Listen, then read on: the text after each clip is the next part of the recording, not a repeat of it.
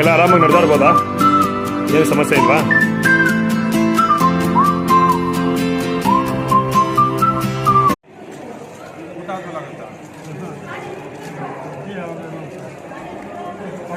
ಅದು ಡಾಕ್ಟ್ರಿಗೆ ತೋರಿಸಿದ್ರು, ಅದೇನೋ ನನಗೆ ಕಾಣಲಿಲ್ಲ. ಅಲ್ಲಿರೋ ತೋರಿಸಿದ್ವಿ.